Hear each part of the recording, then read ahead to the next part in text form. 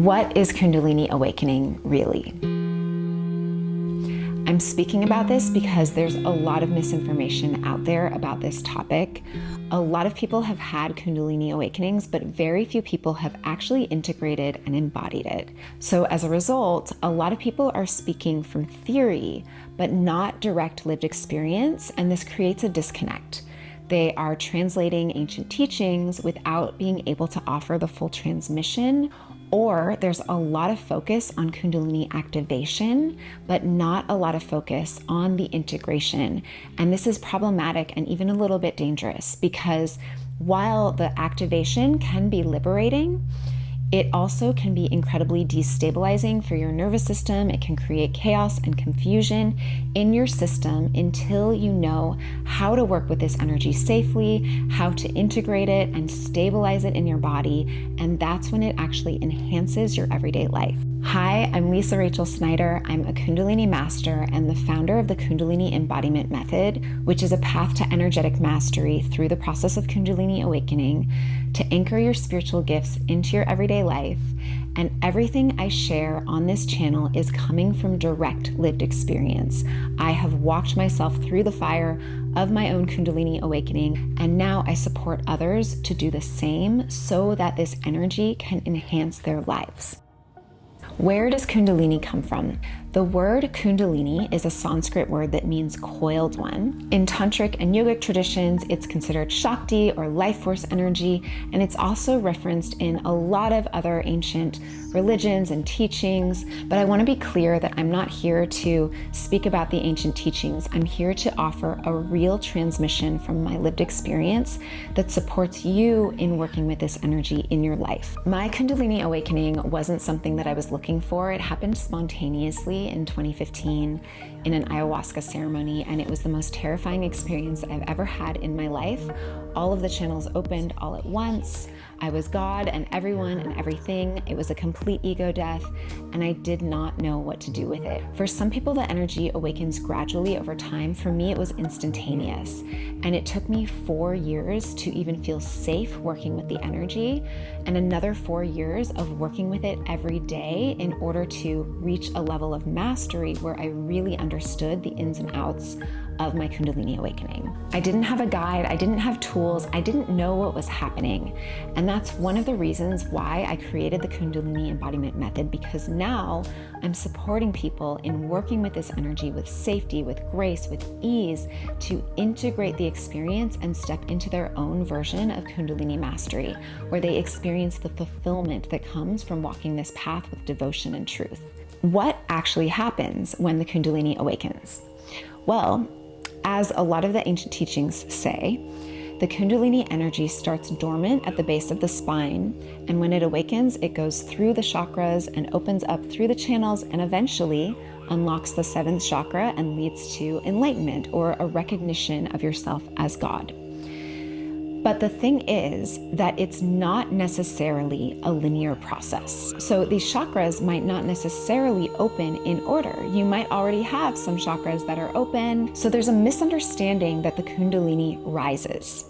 The Kundalini does rise through the initial awakening, when that initial awakening happens and you recognize yourself as God.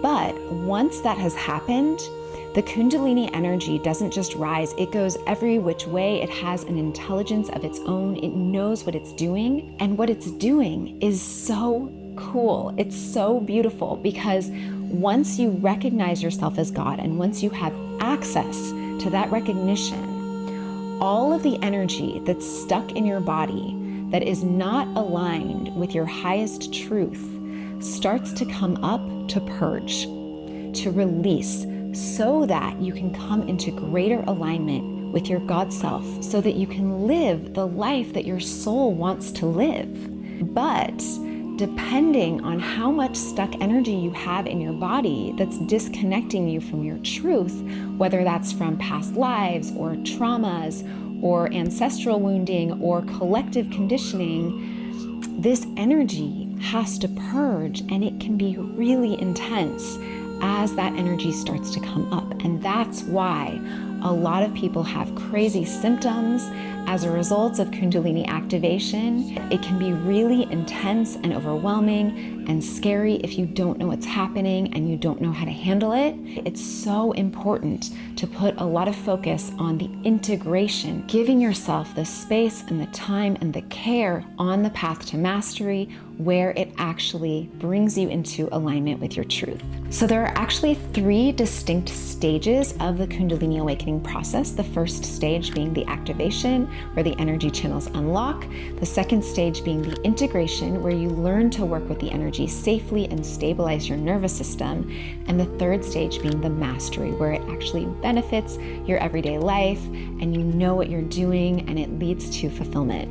And I talk about all 3 stages and the path to energetic mastery in my free Kundalini Mastery Starter Kit, which you can get at the link below.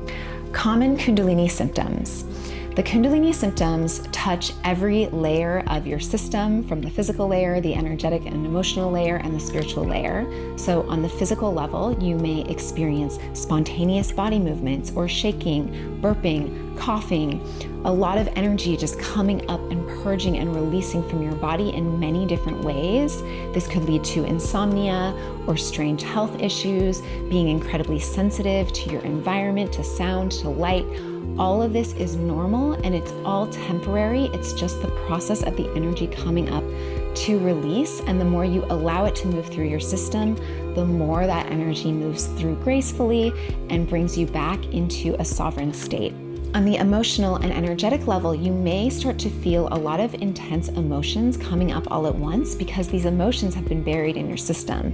So it can bring up rage or grief or even joy, ecstasy, bliss, pleasure, all of these emotions that you haven't fully allowed yourself to feel. So you may feel incredibly cracked open or experiencing emotions in a way that you never have before. And this is normal and it is not permanent. It's just the energy moving through your system, and it's you learning how to make peace with all energies and sensations and emotions that come through. On the spiritual level, you may start feeling connected to the spiritual world in a way that you never have before, states of oneness or bliss. You may start seeing the astral realm in a new way. Your intuition enhances. You can connect with guides and angels and other types of beings, or you just feel a tremendous sense of peace. It really benefits your life. How to navigate Kundalini Awakening safely. As I said before, there's a lot of emphasis on Kundalini activation, but it's really the integration where your nervous system stabilizes and where you learn to work with this energy in a way that actually enhances your life. So to support your integration process, I recommend grounding techniques, anything grounding, so spending time in nature, movement practices, eating grounding foods, drinking lots of water, taking care of yourself. Also, anything that supports your nervous system. So somatic practices, breathing practices, resourcing, co-regulating. And finally, if you're working with a facilitator, it's really important to choose someone who really knows what they're doing, who has already integrated and embodied their Kundalini awakening. So looking for someone who is trauma-informed, who has walked themselves through the fire of their own awakening, who understands it on both an intellectual and a spiritual and physical level. And finally, this is subtle, but it's really important that they understand sovereignty. They understand that they are not activating you. They are not giving you something that is outside of you. This energy, this Kundalini is yours. It's already in you. It's not something that needs to be activated from outside. So if a facilitator is giving activations by channeling something into people, that is not sovereign, and it's actually quite dangerous because it's doing a few things. It's creating a dependence between student and facilitator and making the student feel like they need this person. And also, it can override the nervous system so that energy starts moving through your system in a way that your system isn't ready to hold. And thirdly, sometimes people don't actually know what they're channeling. And so you shouldn't be channeling something from outside of you into your body. That is actually incredibly dangerous, and that's how you can pick up entities and other types of beings that are not sovereign. So I recommend working with someone who really knows what they're doing and is working from a sovereign perspective. And I talk more about this in my Kundalini Mastery Starter Kit that you can get free at the link below. This is one of the things that makes Kundalini embodiment different than a lot of other Kundalini awakening or Kundalini activation techniques, because sovereignty is really key, embodiment is key, the transmission that the teacher is offering, they're helping the student remember what is already theirs. This isn't about chasing light, this is not bypassing the body, this is about allowing the divinity to anchor into the body to enhance your life. Kundalini is nothing to fear. It's already a part of you. It wants to work with you. It wants to support you in living in alignment with your truth. And it's just about learning to integrate this energy into your being, to embody and master it. Thank you for being here. If you found this supportive, then subscribe, like, comment, tell me about your experience, and share this with your friends, because there are a lot of people going through Kundalini awakenings and there isn't a lot of embodied wisdom out there. If you'd like to go deeper, you can get my free Kundalini Mastery Starter Kit at the link below, and I'll see you in the next video.